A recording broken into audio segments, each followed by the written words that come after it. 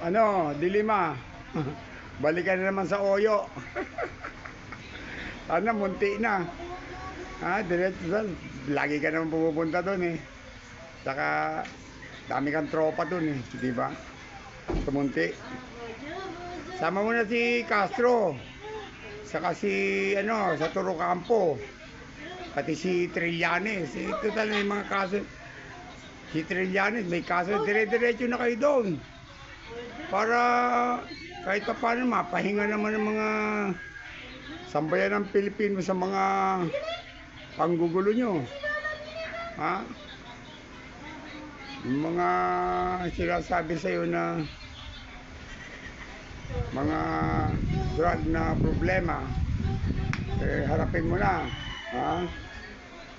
Manggugulo ka lang kasi. Oh, harapin mo na yan. Eh, pagka mahihirap kaming nahuhuli dyan eh. Oh, kulong, kagad. Walang usap-usap. Pero kayo eh, wow. Ang gaganda pa, aircon pa yung kulungan nyo. Ang titindi nyo ha. Diretso ka na rin sa kulungan ngayon, wala ka na magagawa. Kasi,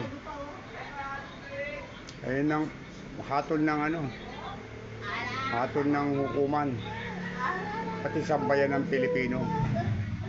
Ha? Wala kayong ginawa kundi manggulo. Yung problema ng flood control, ha?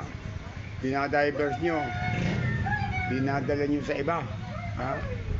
Ibang usapin na wala mang kalatoy-latoy na hindi naman dapat pag-usapan, ha?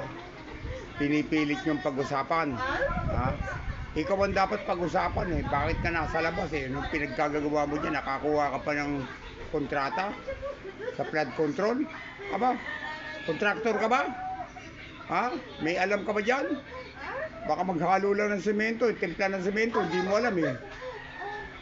Dapat na kayo makulong. Eh, ito si, ano, Trillanes, saka yung si Castro. Ha? Yan si sa Torocampo. Magkakasama naman kayo, di ba? Dati-dati naman kayo dyan sa bundok eh. Magkakakilala naman kayo eh. Dapat yan, isama mo sila sa munti. Ha? Diretso na kayo dun sa munti. Para mapahinga ka na. Makasama mo na yung mga tropa mo sa munti. Marami ka pang tropa dun eh. Ha? Nagtataka lang ako dito kay Castro saka sa Torocampo. Matagal na itong hinatulan eh.